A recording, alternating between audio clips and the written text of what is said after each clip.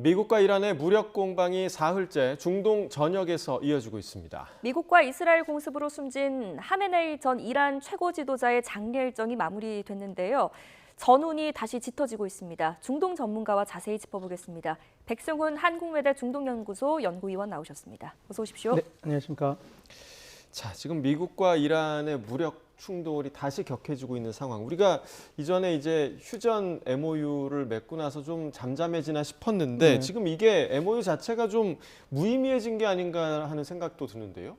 저는 아직까지 그렇게 보지는 않는데요. 지금 앵커님 말씀해 주신 대로 MOU 타결 직후에 지금 가장 크게 흔들리는 국면은 맞습니다. 그런데 이 그 흔들리는 국면이 MOU 자체가 무너진다라고 철폐된다라고 보는 것보다는 지금 MOU가 유지되기 위해서 걸었던 조항들, 장치가 두 개가 있었는데 그게 1항과 5항입니다. 그러니까 뭐냐면 그 전선에서 전쟁을 멈춘다. 그러니까 레바논도 포함이다. 그 다음에 또 하나가 호르무즈 해협의 자유항행을 보장한다. 그 두 개였거든요. 근데 이제 두 항이 어떻게 보면 정확하게 그 명시되지 않은 부분들이 너무 많았습니다. 그래서 협상이 처음 진행됐을 때 가장 큰 처음에 협상이 그러니까 MOU가 개재되고 나서 처음 흔들렸던 것은 이 협상의 주체는 미국과 이란이었는데 이스라엘과 헤즈볼라가 전쟁을 멈춘다라고 했는데 이스라엘 입장에서는 나는 전쟁 당사자가 아니다라고 해서 10차례로 공격을 했다가 다시 이제 조금 안정화 국면이 됐거든요. 근데 이번에는 5항이었던 호르무즈 자유 항행 문제가 지금 걸리기 시작하는 겁니다. 뭐냐면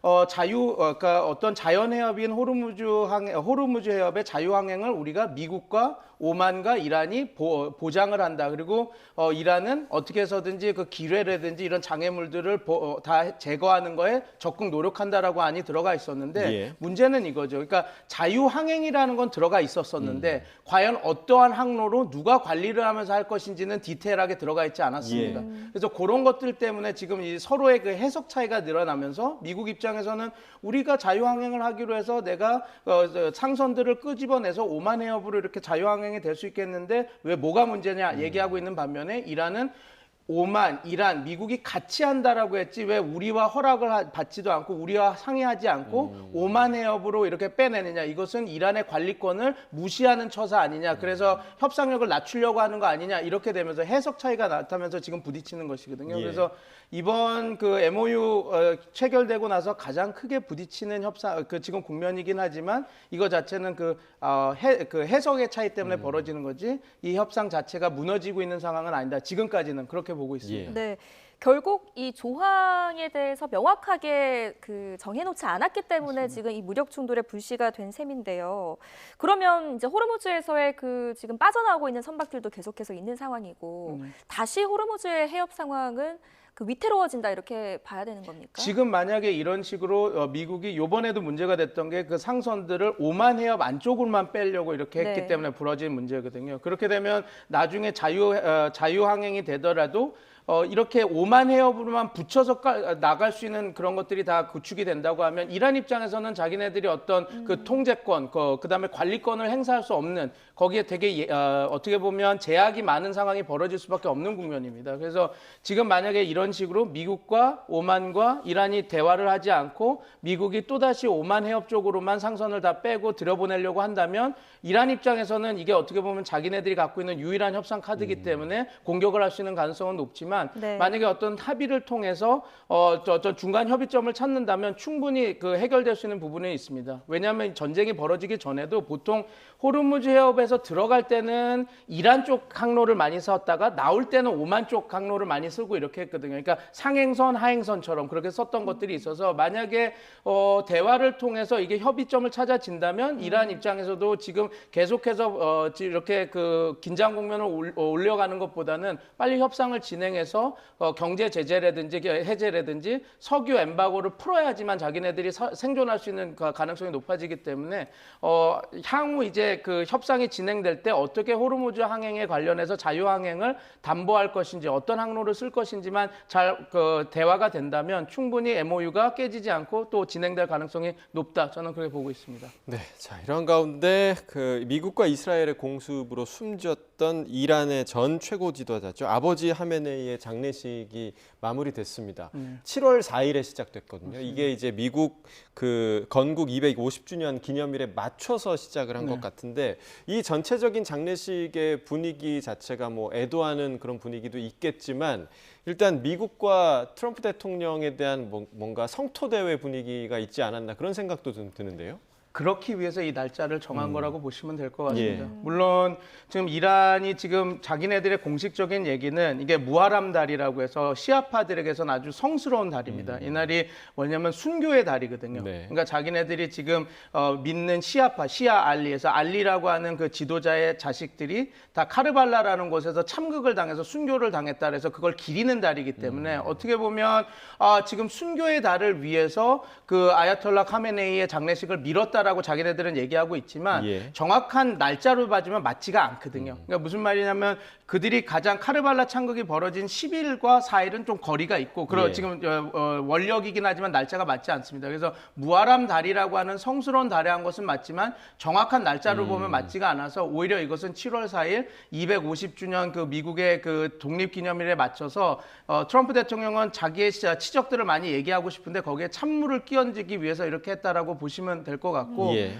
그다음에 또 이렇습니다. 이제 마슈아드라고 하는 곳 마지막에 거기서 이제 그 카메네이가 이제 매장이 됐는데 거기가 어떻게 보면 그 12이만 시아파는 12명의 지도자를 믿는데 이란이 시아파의 맹주국이라고 하지만 그 이맘 중에 딱 한 명만 그 이란의 땅에 묻혀 있습니다. 그게 마슈아드의 8번째 이맘 레자인데 그 레자 이맘이 묻힌 곳에 똑같이 카메네이가 묻힘으로써 물론 카메네이가 마슈아드 출신이기 때문에 고향이 거기를 해서 묻혔다라고 하지만 어떻게 보면 순교 서사와 성직자로서 최고 그런 권위를 갖는 그 서사를 이렇게 집어넣음으로써 요번에 미국에 대한 그 어떤 독립기념일을 조금 평가절하하는 것도 있지만 이게 우리 지도자가 순교를 당했다. 우리가 결집해서 미국과 싸워야 된다라고 하는 그런 여러 가지 서사들도 같이 만들어내기 위한 어떤 다분히 정치적인 시점 어떤 행사를 위해서 이 시점에 이곳에 매장을 하고 이런 식의 절차들을 진행해서 장례를 거행했다라고 보시면 될 것 같습니다. 네, 실제로 이란 지도부가 장례식 기간 내내 무서운 독설도 쏟아내고 행동도 이례적이었습니다.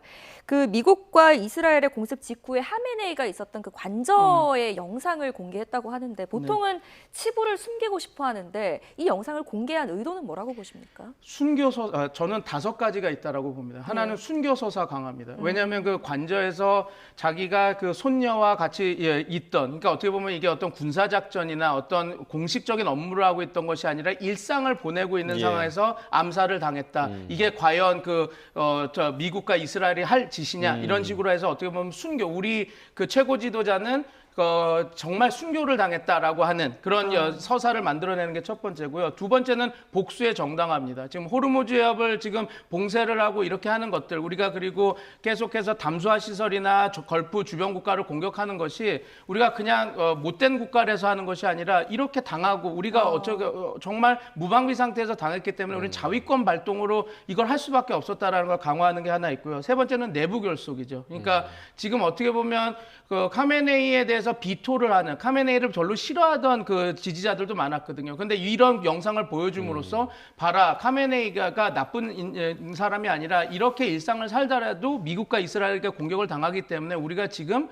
지분 내부 총질을 할 때가 아니다라고 하는 내부 결속 그런 것도 있고 네 번째는 협상파에 대한 압박입니다. 지금 이제 그 7월 4일 이후에 지금 MOU 협상이 잠깐 중지돼 있지 않았습니까? 250주년 그 독립기념일 플러스 요번에 그 장례 절차 때문에 그래서 아마 협상이 진행될 터인데 강경파는 이제 협상파한테 메시지를 보내는 것이죠. 그러니까 너무 많이 비굴하게 다 줄 생각하지 말아라 해서 그 여론몰이를 하려고 하는 강경파 여론몰이 그런 게 하나 있고 다섯 번째는 대외적인 메시지도 있는 것 같습니다. 그러니까 그 친이란 세력뿐만 아니라 그 이란을 반대하는 세력에게도 우리가 지금 이렇게 호르무즈 해협을 막으려고 하고 하는 것이 단순히 우리가 협상을 안 하려고 하는 것이 아니라 봐라 이렇게 무고하게 공격을 당해서 우리는 지금 자위권을 발동할 수밖에 없는 상황이고 그래서 우리는 우리 생존을 위해서 계속해서 싸울 수밖에 없는 상황이다라는 걸 알려주기 위해서 그래서 지금 말씀드린 5가지 상황을 좀 극대화하기 위해서 지금 관저에서 카메네이가 그 폭격을 받아서 죽은 장면을 다 이렇게 공개하지 않았나 저는 그렇게 보고 있습니다. 네, 앞서서 이제 설명해 주시면서 강경파의 메시지 얘기도 해주셨는데 실제로 페제스키안 대통령이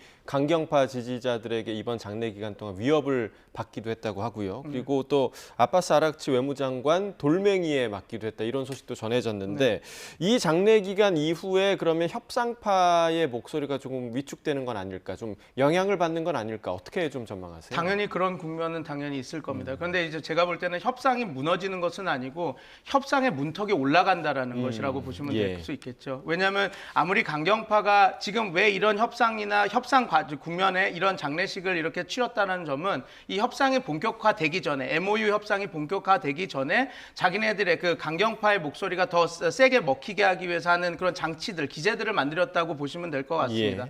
근데 이제 그렇다고 해서 그 강경파도 마냥 계속해서 투쟁을 할 수 있는 상황은 아니거든요. 만약에 지금 가장 걱정되는 것은 지금 그 석유 엠바고가 다시 엠바고가 풀리지 않고 계속해서 석유 제재가 들어간다든지 아니면 경제 제재가 들어간다든지 지금 3천억 불이라고 하는 투자 기금이 들어오지 못한다든지 아니면 1,000억 불이라고 하는 동결된 자산이 돌아가지 않으면 지금 이란 내부에서 살아날 수 있는 자기네들이 통치 자금으로서 국가를 운영할 수 있는 모든 자금줄이 막히게 되는 겁니다. 그래서 아무리 강경파라고 하더라도 끝까지 투쟁할 수는 없는데 그러면 협상을 안 하겠다라고 하는 것은 아니고 지금 협상이 들어가는 국면에서 우리가 더 많은 것을 주지 말고 우리가 얻을 수 있는 것을 모든 것을 얻어야 된다. 그래서 협상파에 대한 강한 압박, 그러니까 협상의 문턱을 좀 올린 것이지 조건들의 문턱을 올린 것이지 협상을 다 하지 않으려고 하는 분위기는 아니다. 그렇게 보시면 될 것 같습니다. 네, 이번 장례식 기간 동안 또 가장 그 관전 포인트였다고 할까요? 모스타바가 이제 모습을 드러낼 것이냐였는데 장례식 기간 동안 결국 모습을 드러내지 않았습니다. 안 나온 걸까요? 못 나온 걸까요? 저는 지금 요번이 어떻게 보면 승계 절차에 있어서 어떤 활용 점정이 될 수 있는 내가 아버지의 승계자고 그리고 요번 만약에 이런 국가적 행사를 하면 최고 지도자가 단상 제일 위에 올라앉음으로써 그 강경파나 개혁파나 아니면 군부 지도자를 다 아래다가 앉혀놓음으로써 내가 이들에 대한 절대 충성을 내가 담보했다라는 걸 보여주면서 어떻게 보면 권력 안정화를 하는 좋은 장치, 좋은 행사였거든요. 근데 이 행사에도 나오지 않았습니다. 그래서 지금 어떻게 보면 두 가지 측면이 있을 것 같습니다. 지금 모즈타바의 체제가 그것이 암살 위협 때문에 하든 안 하든 지금 국제사회적으로 안정적이지 못하다는 모습을 보여줘서 그건 안 좋은 면이긴 한데 지금 여러 가지 소스를 통해서 듣는 바로는 모스타바가 죽었거나 아니면 정신이 혼미하거나 그런 상황은 아니고 실제로 암살 위협에 되게 조심하고 있다고 합니다. 왜냐하면 이번에 관저에서 저렇게 폭격을 당해서 죽었다라고 하는 그 증명들이 다 나오지 않았습니까? 그러니까 어떻게 보면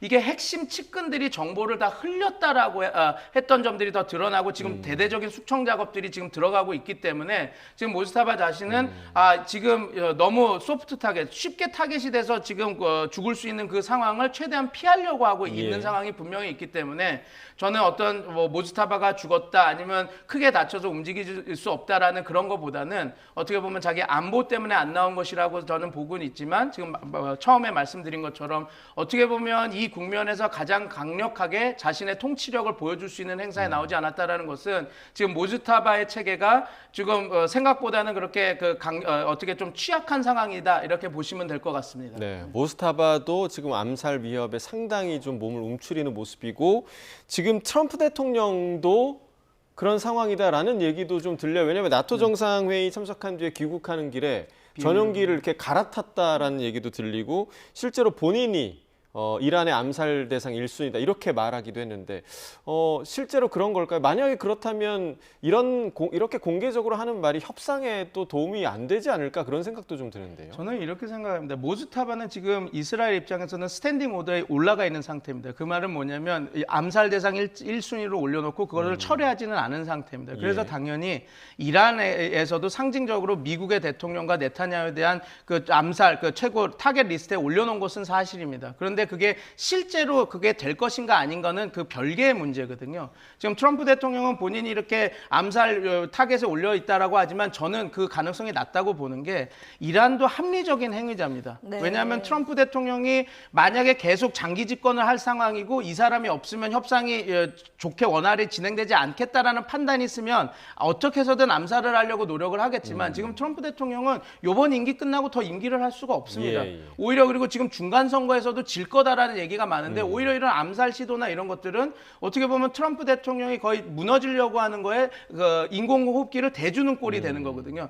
이란 입장에서는 그런 상황을 만들려고 하는 그 정도로 그 비합리적인 행위자가 아닙니다. 그래서 저는 오히려 지금 이런 암살 관련한 정보가 지금 이란 쪽이나 미국의 첩보부에서 한 게 아니라 이스라엘에서 흘린 거지 않습니까? 예. 근데 저는 그 당연히 다분한 목적이 있다고 봅니다. 지금 이스라엘은 어떻게 해서든 이 협상이 진행되지 못하게 해서 미국이 이란에게 좋은 조건으로 어떠한 협상을 못하게 막으려고 하는 상황에서 여러 가지 그런 인지전들을 펴고 있는 상황이거든요. 예. 그래서 저는 이란이 암살을 하려고 하고 있다라고 하는 게 어느 정도 더 디테일한 정보가 갔는지는 모르지만 신빙성이 이렇게 높을까는 저는 조금 낮게 보고 있고 그다음에 이스라엘이 이런 식으로 좀 확실하지 않은 정보로 미국을 흔들었던 경우는 상당히 많습니다. 이번에도 이스라엘이 정보를 줘서 이란이 핵무기를 지금 갖고 있다. 핵무기를 예. 문턱이다라고 얘기했는데 지금 다양한 IAEA에서부터 다양한 국가에서도 그리고 미국 정보부에서도 그런 이미넌 트레스는 아니었다라고 네. 하고 나오고 있지 않습니까? 예. 그래서 이번 것도 그거에 반추해서 보면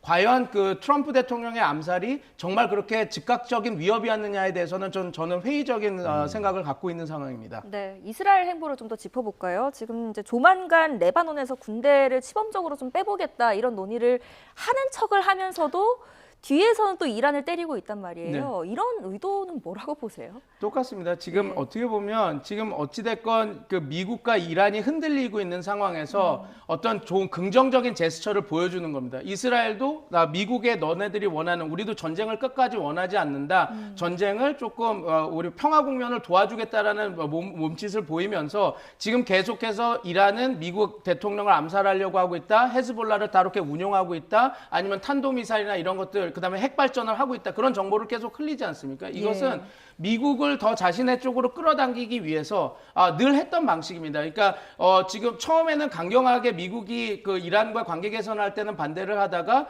미국과 이란이 좀 더 깨질 분위기가 하면 싹 조금 유화적인 제스처를 취하면서 아니야 우리가 꼭 전쟁을 하려는 것은 아니고 미국과 같이 갈 거야 라고 하는 모습을 하면서 계속해서 이면에 지금 말씀하신 대로 다른 정보를 흘리면서 미국의 그 지지를 얻어냈거든요. 요번에도 그런 것과 똑같은 그 여태까지 했던 그 행동 A to Z를 그대로 지금 하고 있다고 보여지는데 과연 이제 문제는 이걸 것 같습니다. 트럼프 대통령도 지금 어느 정도 협상을 하려고 지금 하고 있는데 협상이 잘 되지 않는 상황. 예. 그리고 자국 내에서도 지지층에서 비난을 받고 있는 상황에서 지금 이스라엘이 이런 식으로 조금 다른 방향을 틀 수 있는 공간을 만들어주면 그쪽으로 움직이면서 자기의 그 또 운신의 폭을 확장할 수 있는 부분도 분명히 있거든요. 예. 그래서 그런 모습이 보여지고 있어서 좀 우려되는 부분이긴 하지만 그래도 지금 이스라엘이 제공할 수 있는 부분과 MOU를 통해서 출구 전략을 할 수 있는 그 결과물을 봤을 때 MOU를 완수하는 것이 미국 입장에서는 더 얻을 상황이 많기 때문에 지금 상황에서는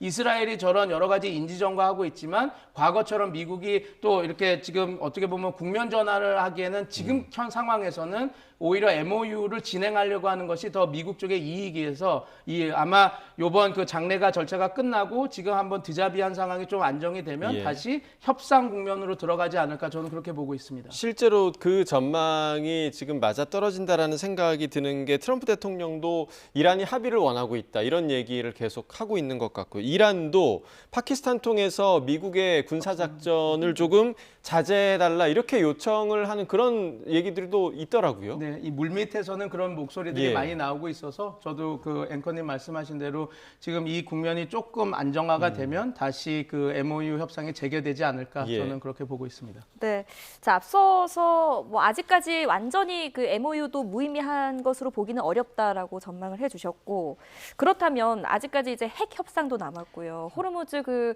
5항 조항에 대한 어떤 해석의 여지도 남았고. 그럼에도 불구하고 지금 이란과 미국이 극적으로 이제 협상을 성사될 가능성은 어떻게 보십니까?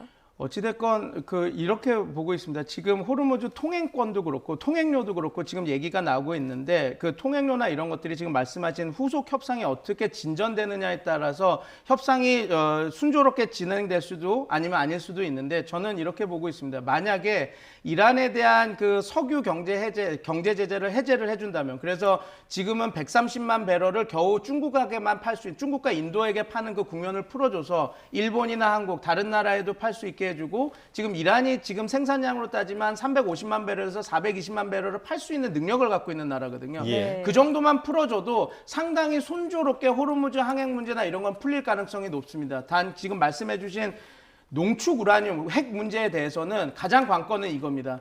그 트럼프 대통령이 그 전쟁 전에는 얘기했던 제로 인리치먼트 절대 농축 우라늄 프로그램을 허용하지 않겠다 해서 협상 국면에서 얘기가 나왔던 그래도 국제법에서 허용하는 상징적인 수준의 농축 우라늄 프로그램을 가질 수 있게 해줘야 되지 않겠냐라는 그 말을 만약에 실제적으로 위반을 한다면 생각 외로 협상들이 빨리 진행될 수 있는 가능성은 분명히 있다라고 봅니다. 그래서 저는 두 가지 키가 그 이란 석유에 대한 그 석유 제재를 어떻게 풀어주고 할 것인지, 그 다음에 그 농축 우라늄 프로그램의 허용 조치를 해주는지 안 했는지에 따라서 협상이 빨리 진척될 수도, 아니면 협상이 그 난관에 봉착할 수도, 저는 그럴 가능성이 이 두 가지 변수에서 결정될 거다, 저는 그렇게 보고 있습니다. 예, 알겠습니다. 지금 중동 상황 관련해서 백승훈 한국외대 중동연구소 연구위원과 이야기 나눠봤습니다. 고맙습니다. 감사합니다.